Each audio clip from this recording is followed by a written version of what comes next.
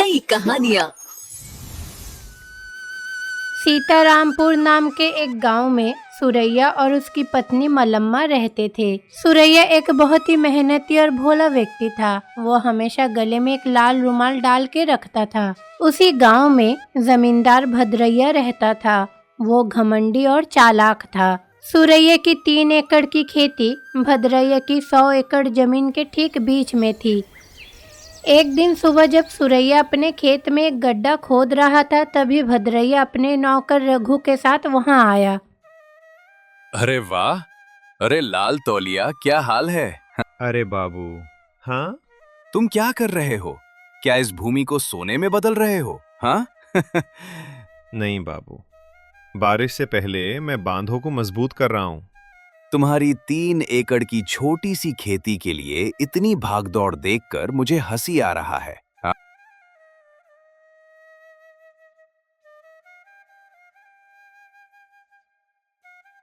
मेरे पेट भरने के लिए इतना ही काफी है बाबू। हाँ।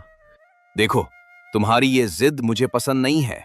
वो 3 एकड़ जमीन मुझे बेच दो और मेरे घर में नौकर बनकर आ जाओ। मैं तुम्हारी बेटी की शादी भी हमारे घर में करवा दूंगा।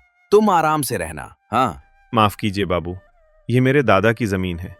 इसे बेचने का मेरा कोई इरादा नहीं है बाबू। तुम्हारी हिम्मत कैसे हुई? तुम मेरी बात के खिलाफ जाओगे? हाँ? मैं विरोध नहीं कर रहा बाबू, मैं बस अपने मन की बात कह रहा हूं। ओह लाल तौलिया, तुम्हारा गुस्सा भी तुम्हारे तौलिया की तरह लाल है। अगर मैं इसे ना बुझाऊं तो मेरा नाम भी भद्रैया नहीं। जी हाँ। अरे बाबू रुकिए रुकिए, उसे ठीक से समझाइए ना। जी हाँ। नहीं, चलो, मैंने तुम्हें शांति से समझाया था, लेकिन तुमने नहीं सुना। ठीक है, आज शाम मेरे घर आना, मुझे तुमसे बात करनी है। मैं तुम्हें दूसरा रास्ता दिखाऊंगा। आना।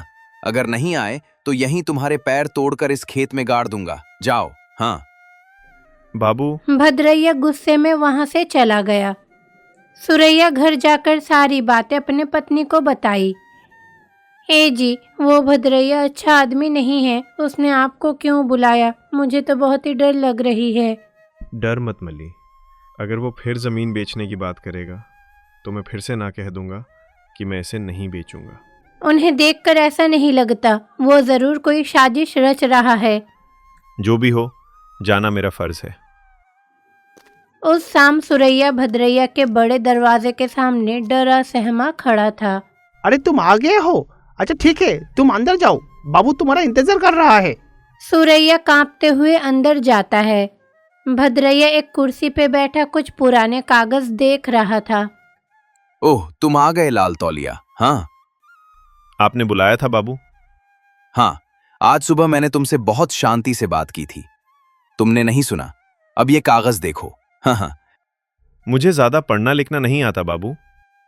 हाँ हाँ, अच्छा ही है कि तुम पढ़े लिखे नहीं हो। ये तुम्हारे पिता लिंगैया द्वारा 20 साल पहले मेरे पिता से लिया गया कर्ज का दस्तावेज है। हाँ। कर्ज का दस्तावेज? मेरे पिता? हाँ, तुम्हारे पिता ने अपनी बेटी की शादी के लिए 20,000 वरा उधार लिए थे। देखो, इस कागज पर साफ लिखा हुआ है। 20,000? हाँ, उस पर ब्याज और फिर चक्रवृद्धि ब्याज, सब मिलाकर आज तुम्हें मुझे पूरे 1 लाख वराह देने होंगे। हाँ। बाबू, ये झूठ है। मेरे पिता ने मुझे कभी ये नहीं बताया। घर बेच दूं तब भी 1 लाख वराह नहीं मिलेंगे। क्या तुम मना कर सकते हो? बेटे होने के नाते ये कर्ज चुकाना तुम्हारी जिम्मेदारी है। हाँ? बाबू दया कीजिए, मैं तो पहले मजदूरी करके गुजारा करता था। ठीक है, तुम मेरे पैरों में गिर गए हो, इसलिए मैं एक रास्ता दिखाता हूं। हाँ? बताइए बाबू। हाँ? उस 1 लाख वराह के नीचे अपनी 3 एकड़ जमीन मेरे नाम लिख दो। बाबू, ये धोखा है। उस जमीन की कीमत 2 लाख है। क्या तुम मेरे हिसाब पर सवाल उठाओगे? क्या मुझे इस डॉक्यूमेंट पर लिखना चाहिए कि आपका कर्ज 2 लाख है? अरे हमारा बाबू बहुत ही दयालु है, इसलिए तुझे 1 लाख बोल रहा है। जल्दी जल्दी 1 लाख रुपया दे और यहाँ से भाग, नहीं तो तुझे तेरा उस लाल तौलिया से लटका दूंगा। बाबू, मुझे 1 हफ्ते का समय दीजिए। समय? किस लिए? मेरे पिता ने रामा नाम की एक बकरी पाली थी। वो बहुत कीमती नस्ल की है। उसे बाजार में बेचकर मैं आपका पैसा चुका दूंगा। क्या उस बकरी को बेचकर आपको 1 लाख रुपए मिलेंगे? कम से कम 10,000 से ज्यादा तो नहीं मिलेंगे। नहीं बाबू, कृपया 1 हफ्ते का समय दे दीजिए। ठीक है, मैं तुम्हें 1 हफ्ता देता हूं। उस समय तक 1 लाख वराह मेरे सामने रख देना, नहीं तो 8वें दिन मेरे आदमी आकर तुम्हारे खेत में मेरा झंडा लगा देंगे। हाँ, जाओ। सुरैया उदास होकर घर लौटा और सारी घटना अपने पत्नी को बता दिया। अरे ये तो धोखा है, ये नाटक वो हमें ठगने और हमारे जमीन छीनने के लिए कर रहा है। मैं भी जानता हूं मल्ली, लेकिन हमारे पास और कोई रास्ता नहीं है। राम को ही हमें बेचना होगा। क्या हम राम को बेच देंगे, जिसे हमने बच्चे की तरह पाला है? अगर जमीन बचानी है तो ये करना ही होगा मल्ली। उसी हफ्ते में सुरैया अपने प्रिय राम को सुंदर ढंग से सजाकर बाजार में बेचने के लिए निकल पड़ा। बाजार में राम राजा की तरह खड़ा था। बहुत से किसानों ने उसे देखकर उसकी ताकत और सुंदरता की प्रशंसा की। अरे सुरैया, ये बेल तो बहुत ही खूबसूरत है। अगर इस बेल को रेस में डालोगे तो पहला इनाम तुम्ही को ही मिलेगा। हाँ भाई, इसलिए मैं 1 लाख वरा कह रहा हूँ। क्या 1 लाख रुपया? हाँ, ये कोई साधारण बकरी नहीं है। तभी एक बड़ा व्यापारी उसे खरीदने के लिए आगे आया। अरे सुरैया, मुझे ये बहुत पसंद आया। मैं 80,000 देने के लिए तैयार हूँ। बाबू, थोड़ा और। अच्छा ठीक है, 90,000 दे दूंगा। सुरैया खुशी खुशी मानने ही वाला था कि तभी रघु वहां आ गया। अरे लाल तोलिया, क्या तुम इसे बेच रहे हो? ओह हाँ रघुनाथ। अरे बोनिक भाई, क्या आप इसे खरीद रहे हो? अरे सुरैया आपको धोखा दे रहा है। क्या धोखा दे रहा है?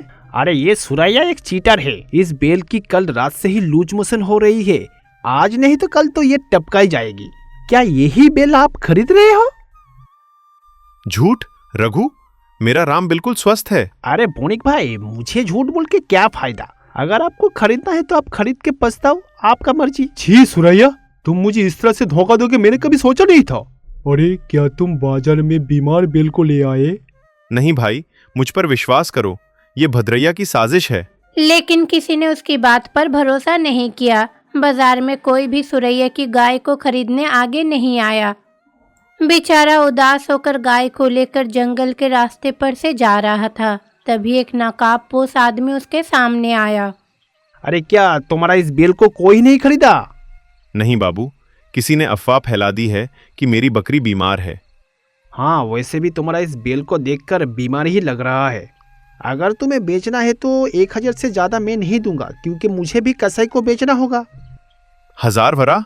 देखो, इस बीमार बेल को कोई नहीं लेगा। अगर देना हो तो दो, नहीं तो छोड़ो। ओह मेरे राम, तुझे क्या हो गया?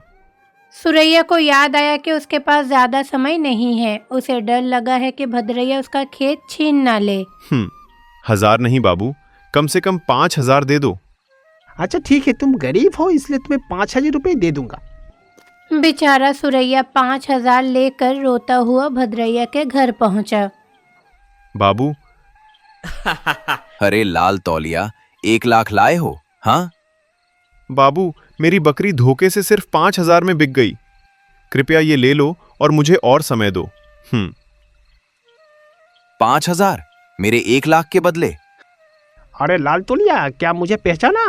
तुम्हारा किस्मत मेरा हाथ में ही है। अरे आप यहाँ? देखा मेरी चालाकी? तुम्हारा पैसा खत्म। ये 5,000 मेरे ब्याज में जमा हुआ। कल सुबह मेरे आदमी तुम्हारे खेत में झंडा गाड़ देंगे। जाओ। हाँ। सुरैया समझ गया कि उसके साथ धोखा हुआ।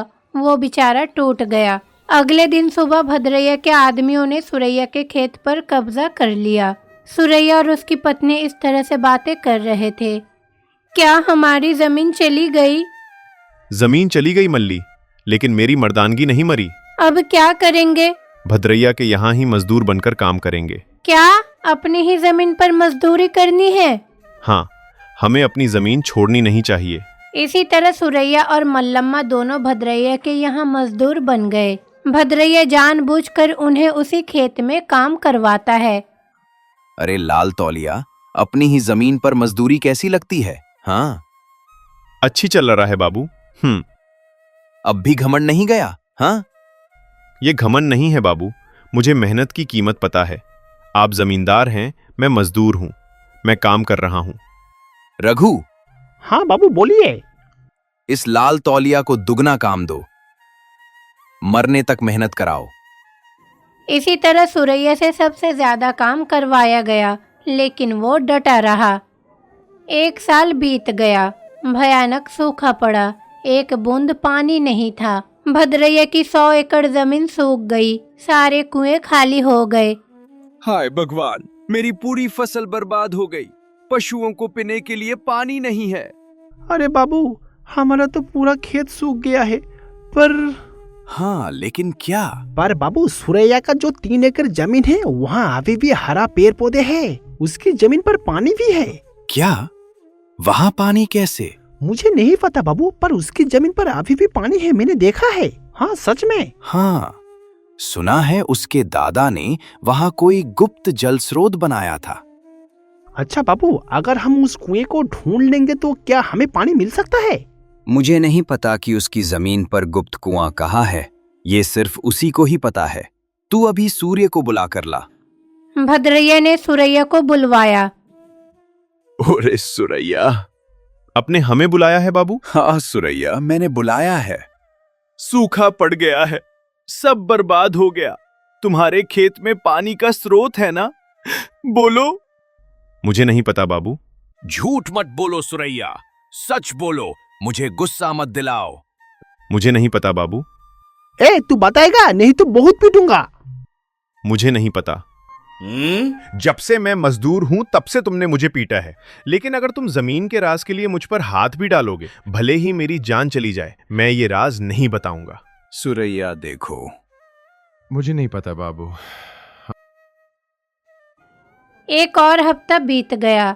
भद्रैया के पशु मरने लगे, उसका घमंड टूट गया।